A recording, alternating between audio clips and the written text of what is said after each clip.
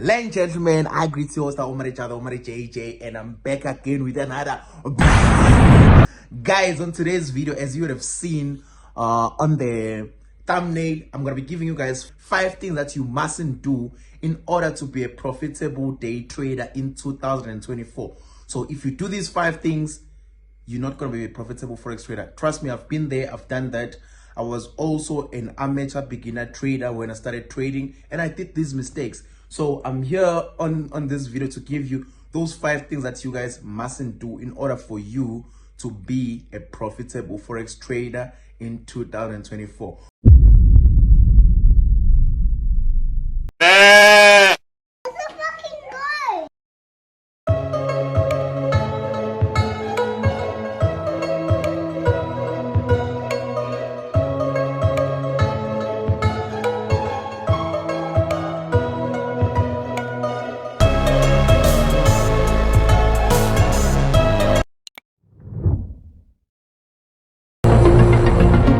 I'm here to break down the 5 things that you guys mustn't do this year in order to be profitable day traders.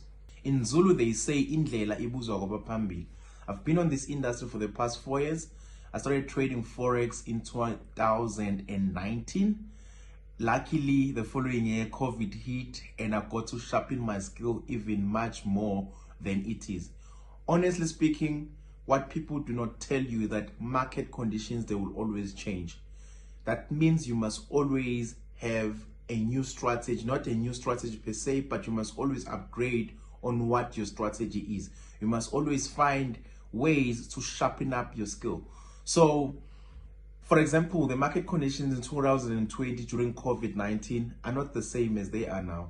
And again, to prove what I'm saying, that conditions are always changing and you need to upgrade in order for you to keep up with those conditions. For example, crime, there's always a new method, or there's always a new way the criminals are gonna commit crime. What does the SAPS, what does the police or federals all over the world have to do? They must always upgrade. Laws always change again to keep up with times. Right now, in 1960s, there was no cyber crimes. There were no cyber crimes because there was no internet. So what happened is, when the internet was introduced to the people, there were new crimes that also came in. That's why now there's something called cyber crimes now. There is now laws governing that. Same as forex. Times always change. It needs you to always sharpen up your skills, to always upgrade your strategy to keep up with those times. You cannot say the strategy that George Soros was using in the 1980s is the very same strategy that you would apply today. It's very much important to always upgrade your skill, to always keep up with times. With that being said, I'm now going to give you the 5 things that you mustn't do this year in order for you to be a profitable day trader. So first thing first, I've noted these things down because I didn't want to forget them. The first thing first is that it's a very big risk to trade without a trading plan. Trading without a trading plan is like going to Durban, not knowing the direction that will get you to Durban. You do not have the GPS, and you've never been to Durban again before. So how will you know how to get to Durban? You need proper guidelines through a navigating system that has all the stops and goes and all the signs on the road that you need to follow in order for you to get to Durban. So the first thing first that is important, in order for you to be a profitable trader this year, you need to have what? A trading plan. Having a trading plan will actually help you know how to trade and when not to trade, and when to trade again, and when to now stop trading. Now I'm really like, I know I'm done now. I've already executed enough trades today. I need to stop. So it's important this year, if you say you are a trader, have a trading plan. The second thing that is a problem is trading too much too soon as a beginner. You know, some of the beginners, they suffer from one thing, of which I also suffered from. When I started trading, I used to like say, now I've deposited $100. Bruh, I must put trades. I must put until it says gong.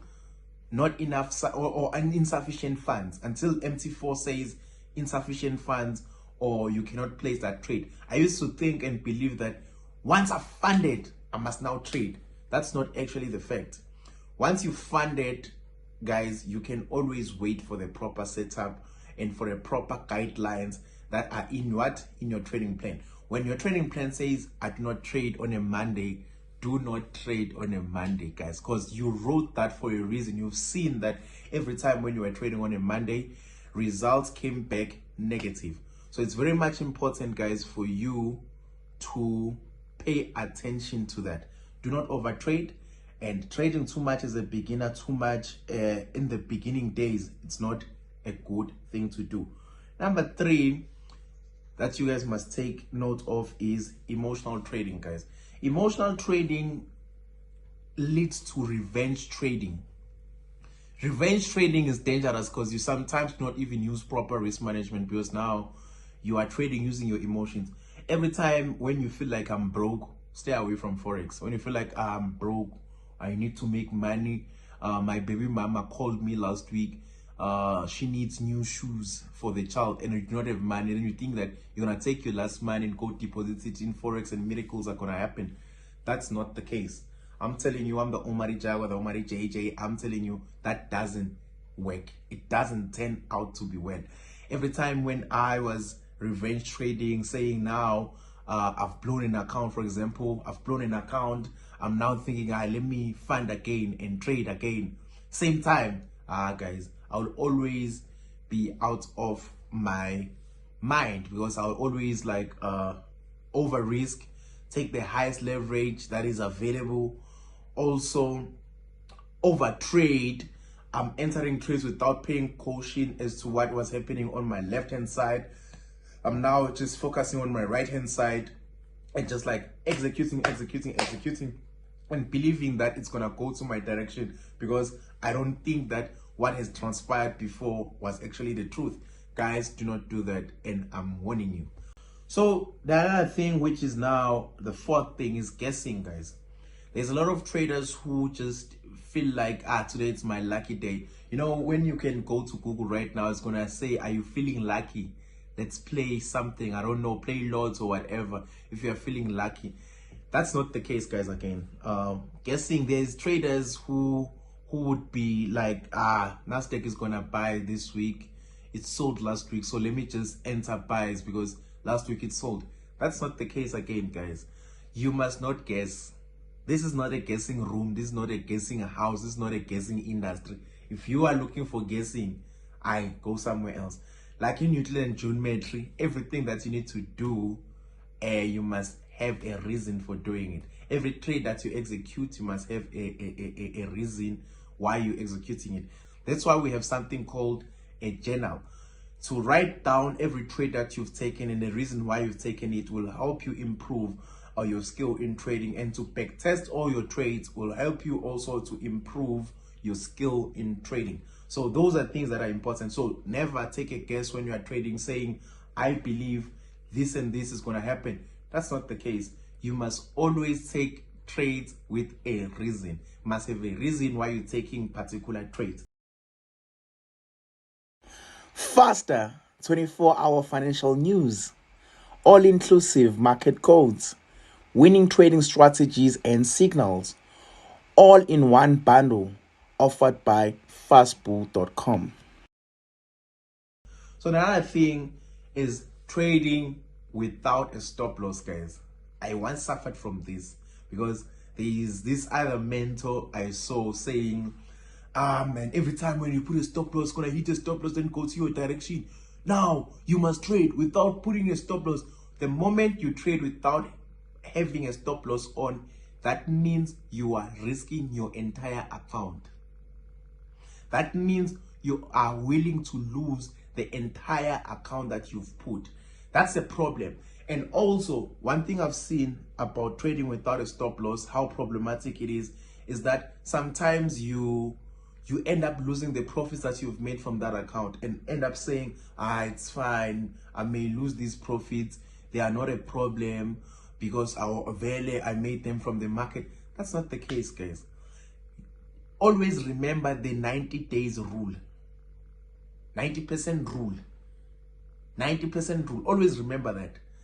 If you do not know it, please, man, comment here. Those who know the 90% rule and the 90 days rule, please write it here on the comment section. Please write it here, because now I've seen that only real traders are able to have their trading accounts for the 90 days. If you can have your account still active and you are actively trading it for 90 days, that means you've passed the phase of fear, greed, over trading, over risking, using improper risk management. That means you've passed that phase. Nothing can touch you. You can pass all funded accounts if you can be able to keep your account for 90 days. Because most of the funded accounts, they actually have the rule that you do not have the time limit, no time limit as to when are you gonna pass the challenge. So that means if you can never not pass the challenge when you are using those proper risk management for 90 days, like following all the rules for 90 days. You will sharpen up your skill in a way that you've never thought you will before. You will sharpen up your skill in a way that you never thought you will do before. So another thing, this is now the 6th point. I said I was gonna give you only 5 points, but I'm gonna give you until 8. Another thing is the 6th point is taking big positions. Taking big positions is part of like over risking. It's part of over risking when you do not have the proper risk management skill, proper risk management knowledge. It's important that you must have the knowledge of risking properly, because if you do not have that, you're gonna take big positions. That's one of the things that you mustn't do this year. Again, guys, do not do this year in order for you to be a profitable forex trader. Another thing is taking too many positions. There's this trend that used to come in South Africa where they call it barcoding, where you can barcoding, guys. Barcoding is risky. Do not follow that trend of barcoding, because it's not a good thing to do, because you might, the simple spike to the opposite direction from where you've taken the position might blow your entire account. So barcoding is nice when you are in profit, but the simple spike against you can make you mess up your pants. Moving right along, it's over leveraging. So guys, there's this thing, I also learned that when I started trading in South Africa. Most of the time they're gonna provide you like 1:500, 1:5,000 leverage. Guys, over leveraging is nice. Having a big leverage, let's start there. Having a big leverage is nice, but it can also work against you, because you can easily lose your account. When you are having an account that has too much leverage, that means you've exposed your account too much. For example, those of you who play chess, those of you who know the chess, that means when you are over leveraging in forex, that means you've exposed your queen and your king too much. I mean your king, because the king is the main one. That means you've exposed your king. There's nothing that is protecting it. Now, that's what you do when you are over leveraging. You've exposed your king. You've put your account into a very high risk that you can lose it in a split second like this. So make sure that you always choose the right leverage. I'm not gonna come here and say this is the best leverage, this is not the best leverage. Depends on what you want at that time and moment. Because for example, people who fund like $100, they will always take the highest leverage, obviously. But people who fund like $10,000 plus, they will always take the lowest leverage, because they don't want to expose their account. They don't care about taking too many positions to get back their money. But people who fund it like small portions of money, they want to make more from the small portions of money that they've put on. I think you understand that. So guys, I hope you enjoyed today's video. Do not forget to like and subscribe, and to call all your friends, your best friends, to come here as well and join this movement. I'm so happy that we are going to 15,000 subscribers. I remember when I started the channel, guys, like last year when I was like more active on the channel, I came from 2,000 subscribers. So see that I went from 2,000 subscribers that I started with, because I remember before I started promoting and posting content, I had just been telling people that I'm gonna start this, and 2,000 people supported me. They subscribed into my channel before I could even post any content. And then after I started posting content, here I am now with you guys at 15,000 subscribers, going to 15,000 subscribers, I mean. So I'm grateful for that, guys. I'm honored. Please keep on doing that, and don't forget to watch my ads, bro. Watch my ads, man. I need to get paid as well from this, because I'm doing it for free, for the love of teaching you guys for free here on the net. So watch my ads, bro. Watch my ads. Other than that, man, it's Jaguar FX, your mentor. I'm signing out. See you on the next video. Thank you.